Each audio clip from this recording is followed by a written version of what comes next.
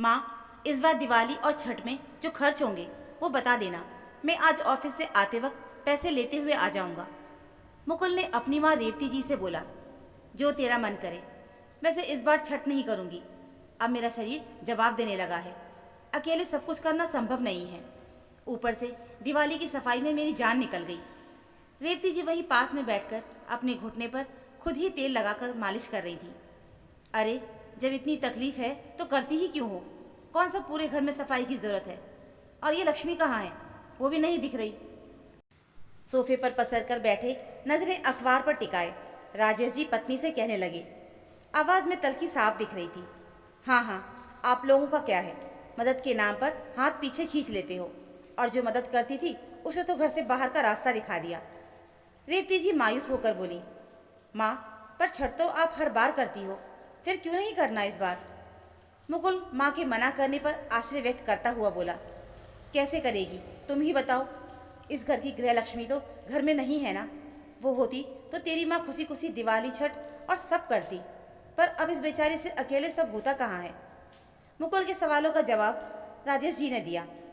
फिर वही बात पापा, अंशिका अब यहाँ नहीं है और ना अब वो यहाँ आने वाली है। भगवान के लिए आप सब उसे भूल जाइए। कहते हुए मुकुल घर से निकल गया। ये लड़का क्यों नहीं समझता है जी? जब से हमारे गृह से गृह लक्ष्मी उदास होकर गई है, सब तरफ उदासी ही दिखती है। रेवती जी उदास होकर बोली। उधर मुकुल अंशिका के बारे में सोचते सोचते मोबाइल में उसकी तस्वीर देखते देखते उसे कब कॉल लगा दिया, उसे उसकी आवाज़ सुनकर एहसास हुआ। कैसे याद किया मुकुल? घर पर सब ठीक तो है ना? और तुम? अब तो कोई शिकायत नहीं होती होगी किसी से?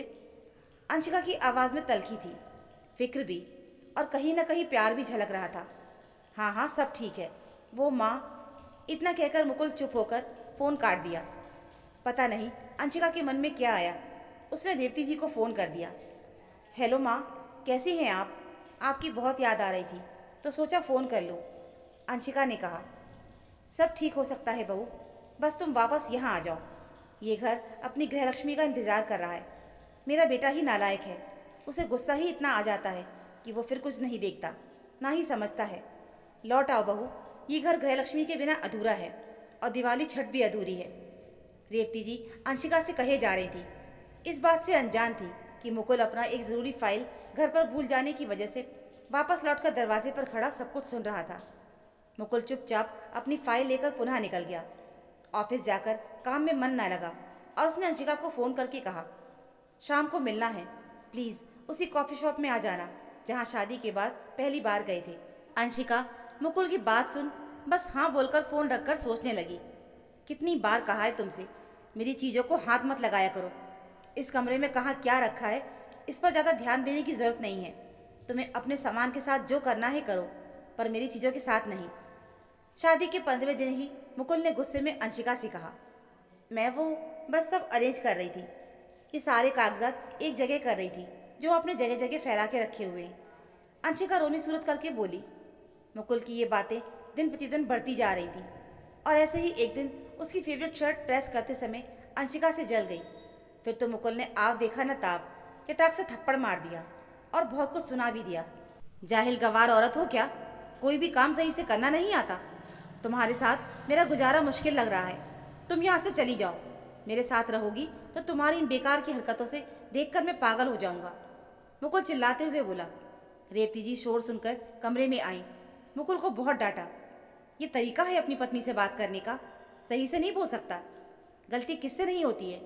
माँ, प्लीज़ आप लेक्चर मत दो, मेरा दिमाग बहुत ख़राब हो रखा है। और हाँ अंशिका, उसकी ओर मुखातिब होकर बोला, मेरी चीज़ों को अब हाथ लगाने की ज़रूरत नहीं है। मैं अपना काम खुद कर सकता हूँ, मुझे तुम्हारी ज़रूरत भी नहीं है। मुकुल गुस्से में कहकर ऑफिस निकल गया। अंशिका ज़ोर ज़ोर से रो रही थी। फिर वो उठी और अपना सामान पैक करके निकल गई। रेवती जी लाख रोकने की कोशिश करती रहीं, पर अंशिका का यही कहना था कि जब पति को ही पसंद नहीं तो यहाँ रहकर क्या करूँगी। माँ, जिस दिन पति की पसंद होगी वो लाएंगे, मैं आ जाऊँगी, पर अभी जाना ज़रूरी है। इस तरह 4 महीने बीत गए थे। मैडम, चाय। ऑफिस में चाय देने आए स्टाफ की आवाज़ सुनकर अंशिका अतीत से बाहर आ गई। जल्दी जल्दी अपना काम निपटाने के बाद वो कॉफ़ी शॉप पहुंच गई। देखा तो मुकुल बेचैनी से दरवाजे की तरफ देख रहा था। आ गई तुम? मुझे लग रहा था कि नहीं आओगी। मुकुल की आंखों में बेचारगी झलक रही थी। इतने दिनों के बाद याद किया है, आना तो था ही, पता करने कि आखिर अब क्या चाहिए। अंशिका अब पहले की तरह नहीं रही थी।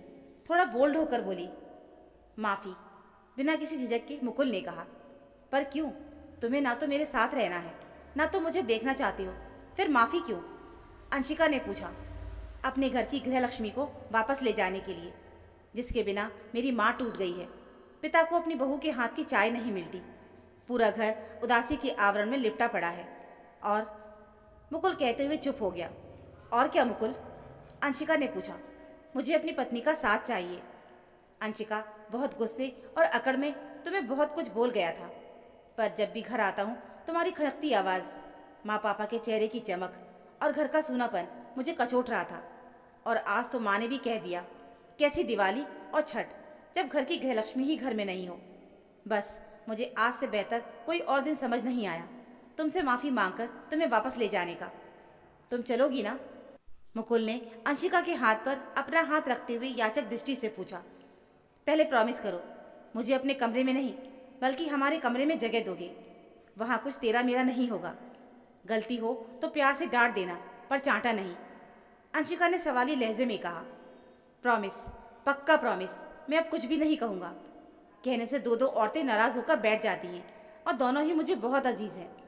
मुकुल की आंखों में अंशिका की बात सुनकर एक चमक सी आ गई थी, और प्यार भी। कल आ जाना लेने, फिर आऊँगी, अंशिका ने कहा।